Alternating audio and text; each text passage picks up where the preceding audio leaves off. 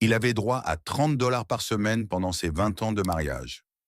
Dans cette vidéo, je vais vous montrer ce qui s'est passé quand il est finalement parti et pourquoi des milliers d'hommes de plus de 50 ans se choisissent eux-mêmes et construisent des vies que le mariage n'aurait jamais pu égaler.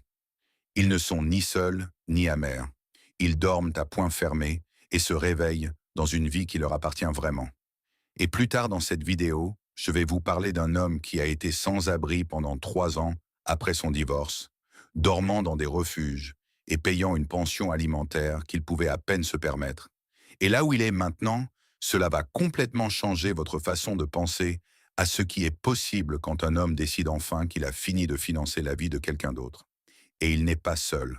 Partout dans cette communauté, dans les forums et autour des tables de cuisine, où les hommes s'assoient avec leur café dans une maison tranquille, qu'ils possèdent enfin en paix, quelque chose que personne n'avait prédit est en train de se produire. Des hommes de 50, 60 et 70 ans se choisissent eux-mêmes, s'éloignent de tout le jeu et découvrent de l'autre côté quelque chose qui change tout. Pas la vie triste et vide dont tout le monde les avait avertis. La liberté, une liberté réelle, tangible, celle qui vous fait vous réveiller en souriant. L'homme aux 30 $ s'appelle Chad. 2 ans après son divorce, il a payé une nouvelle maison. Pas une hypothèque, il l'a payée entièrement. Maintenant, il économise 75% de tout ce qu'il gagne. La première chose qu'il m'a dite a été « Je me sens putain de riche ». Non pas parce qu'il a gagné à la loterie, ni parce qu'il a eu une augmentation massive, mais parce que, pour la première fois en 20 ans, son argent était vraiment le sien. Mais d'abord, parlons de ce que ces hommes vivaient réellement. Parce que l'avant est important. Vous ne pouvez pas comprendre ce que ressent la liberté tant que vous n'avez pas compris ce qu'était la cage. Vous connaissez le refrain. Vous l'avez vécu ou vous le vivez en ce moment. Vous avez travaillé 40, 50, parfois 60 heures par semaine pendant des décennies. Non pas parce que vous aimiez chaque minute, mais parce que c'est ce à quoi vous vous êtes engagé quand vous avez dit « Oui, je le veux ». Vous étiez le pourvoyeur, le réparateur, celui qui absorbait le stress de tout le monde. Le type qui rentrait épuisé et devait encore comprendre ce qui n'allait pas avant même de retirer ses chaussures. Vous gériez ses sautes d'humeur, vous naviguiez dans ses émotions, marchant sur des œufs parmi des mines que vous n'aviez pas plantées. Et, d'une manière ou d'une autre, ce n'était jamais suffisant. La maison était toujours trop petite, les vacances n'étaient jamais les bonnes, la voiture devait être améliorée et votre allocation de 30 $ restait exactement là où elle était. Et c'est ce qui me tue parce que j'entends les hommes le dire tous les jours. La mathématique émotionnelle était encore pire que la financière. Vous donniez votre soutien et receviez le silence. Vous apparaissiez pendant sa crise et elle disparaissait pendant la vôtre. Vous faisiez des compromis sur tout. Où vivre, comment passer les fêtes, quels amis étaient acceptables. Et quand vous regardez 30 ans en arrière, vous réalisez qu'environ 80% des décisions importantes ont été prises à sa façon. Non pas parce qu'elle avait raison, mais parce que la paix était plus facile que la guerre. Et vous aviez été entraîné dès la naissance à vous taire et à endurer. Un gars de cette communauté, Tony, a 70 ans et m'a raconté quelque chose qui m'a fait rire et mal en même temps. Il a commencé à sortir avec une femme. Ils ont eu des relations intimes. Elle lui dit qu'elle est une bonne chrétienne. Elle va à des études bibliques. Elle ne s'est jamais sentie comme ça avant, même avec son défunt mari. De vraies larmes, de vraies déclarations.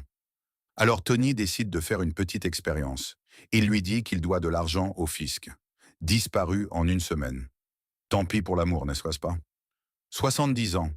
Et il a dû tester une femme comme on testerait une voiture d'occasion pour des dommages cachés. Et elle a échoué à l'inspection avant même que le moteur ne soit chaud. Ce n'est pas une histoire isolée, mon frère. C'est le modèle. Et chaque homme qui est passé par là a sa propre version. Le moment où le masque a glissé juste assez pour voir ce qu'il y avait dessous. Et ce qu'il y avait dessous n'était pas de l'amour. C'était une transaction habillée pour le dimanche. Alors, que se passe-t-il quand vous le voyez enfin? Quand le modèle s'emboîte et que vous ne pouvez plus faire semblant? Pour certains hommes, c'est dramatique. Pour la plupart, c'est silencieux. C'est rester assis dans la voiture sur l'allée pendant 20 minutes après le travail parce que votre voiture est plus calme que votre propre maison. C'est observer un couple dans un restaurant et réaliser que vous n'avez jamais eu ce qu'ils ont. Pas en 40 ans. C'est votre femme qui se plaint des vacances que vous ne pouvez pas vous permettre alors qu'elle dépense l'argent que vous avez gagné pour des choses que vous n'avez jamais acceptées.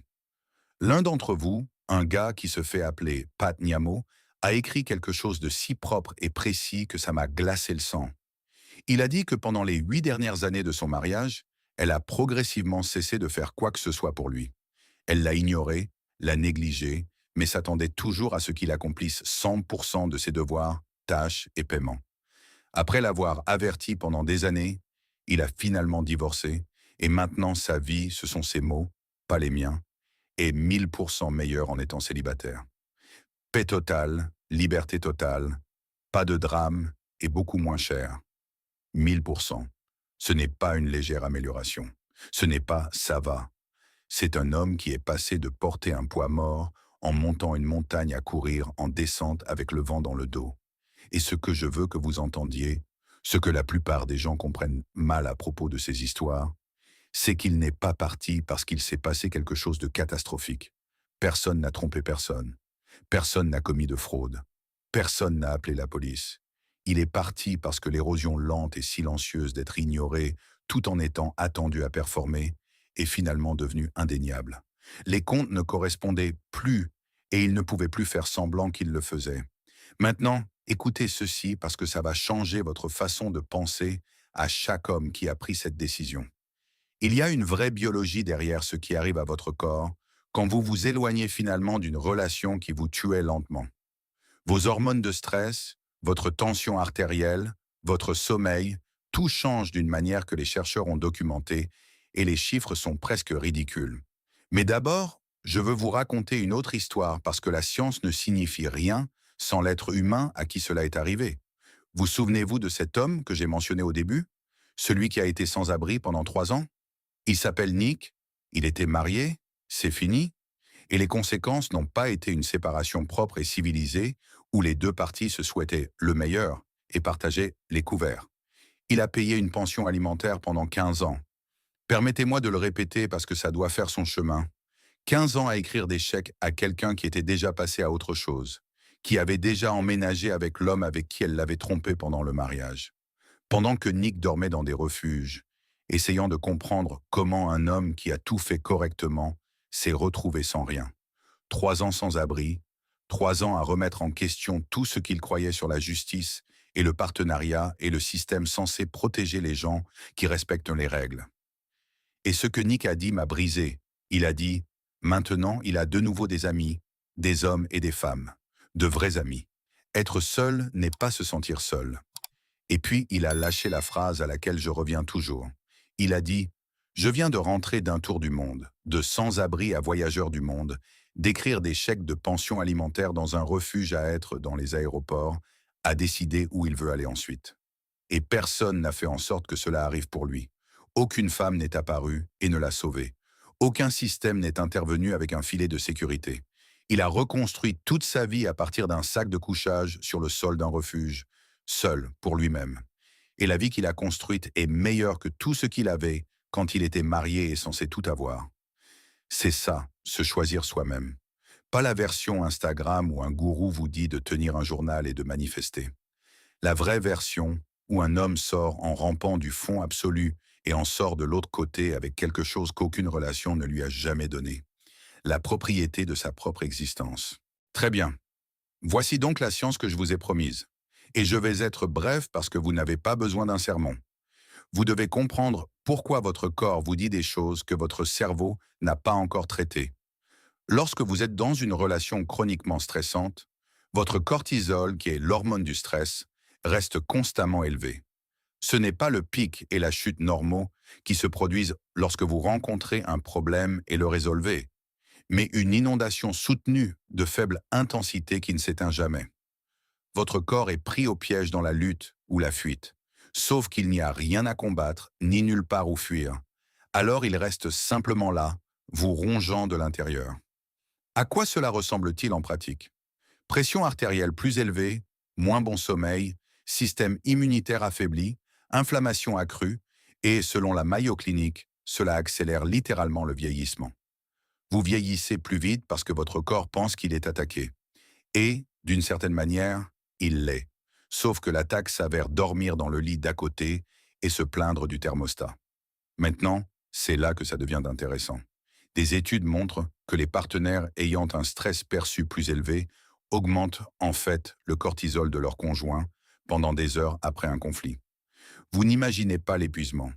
Le stress de votre femme devient biologiquement votre stress et réécrit vos hormones en temps réel.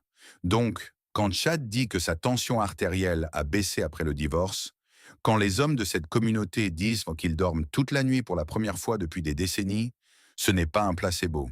C'est leur corps qui éteint enfin le système d'alarme qui hurlait depuis 20 ans. Et vous devez comprendre ce que la recherche néglige parce que cela compte. Les études disent que les hommes sont légèrement plus heureux après le divorce. Légèrement. Mais ces études mettent tous les hommes divorcés du monde dans le même sac. Ceux qui ont été pris au dépourvu et sont toujours en deuil. Ceux qui ont immédiatement sauté dans une autre relation et ont répété le cycle. Ceux qui boivent seuls dans un coin parce qu'ils n'ont jamais traité ce qui s'est passé. Les hommes de cette communauté, ceux qui se choisissent délibérément et construisent des vies intentionnelles, ne sont pas légèrement plus heureux. Ils rapportent qu'ils sont 1000% meilleurs. Paix totale. Putain de riche. Les meilleures années de ma vie. La différence n'est pas le divorce. La différence est ce qu'ils ont fait après. Alors permettez-moi de vous peindre un tableau parce que tout le monde imagine le triste homme divorcé mangeant des céréales au-dessus de l'évier dans un appartement sombre. Et j'ai besoin que vous voyiez ce qui se passe réellement. Vous vous réveillez et la maison est silencieuse. Pas le silence tendu de quelqu'un de passif-agressif dans la pièce d'à côté. Juste le silence, paisible, sans perturbation. Le vôtre.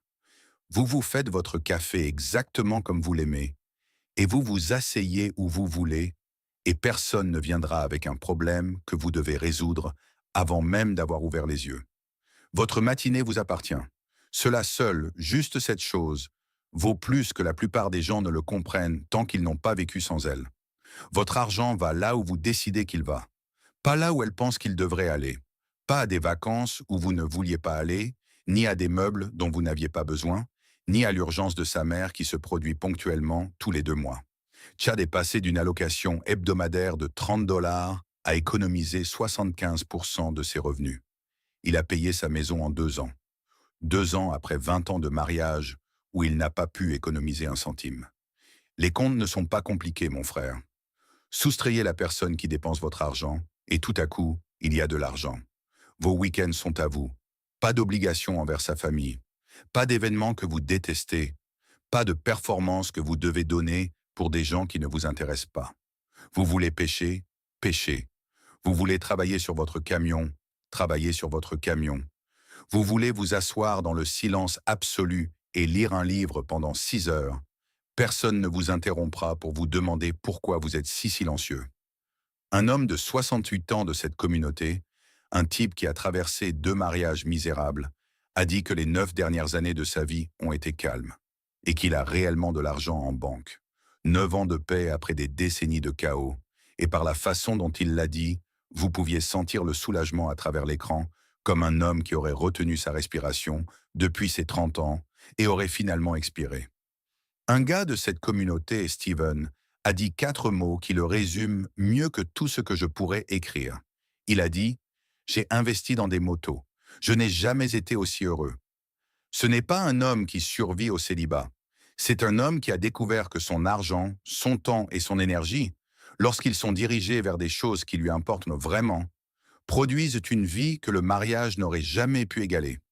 Et ce qui est beau, c'est que la moto ne lui demande pas où il va, ne se plaint pas du bruit, ne suggère pas de la vendre et d'utiliser l'argent pour quelque chose de pratique. Elle reste simplement là, attendant qu'il décide quand il veut rouler. Maintenant, voici la partie dont personne ne vous prévient.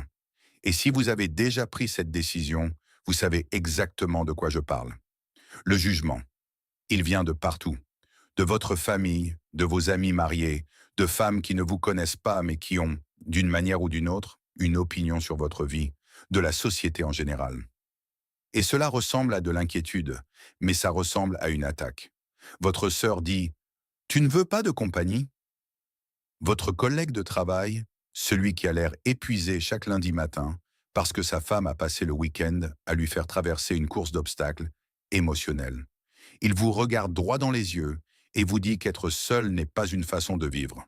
Et vous restez là à penser, frère, je vois ta misère en temps réel, et tu me dis que c'est moi qui ai le problème. Vous voulez le dire, mais vous ne le faites pas parce que vous avez appris quelque chose d'important. Les gens pris au piège dans des cages se fâchent tant contre les oiseaux qui décident de voler.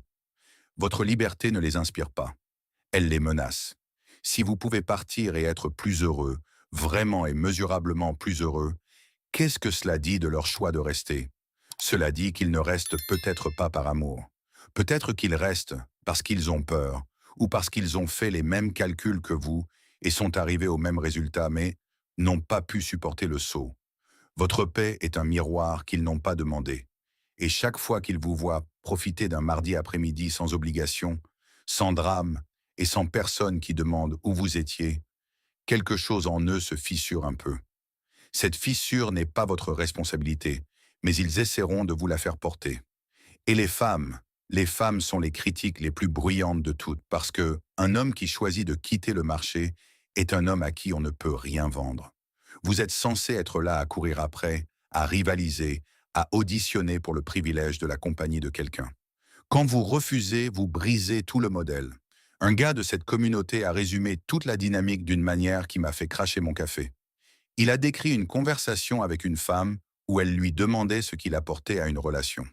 Il a tout énuméré. Revenus, stabilité, soutien émotionnel, protection, tout le CV. Puis il lui a posé la même question. Qu'apportez-vous? Et elle a dit sans une once d'ironie, comment ça, quoi? Eh bien moi, bien sûr. Bien sûr, c'est l'offre, mon frère. Sa présence, son existence physique dans votre espace. Et d'une certaine manière, on suppose que cela vaut tout ce qu'il vous a fallu 40 ans pour construire. Encore une parce que celle-ci est trop bonne. Un ingénieur retraité de la communauté a dit quelque chose qui m'a fait rire aux éclats.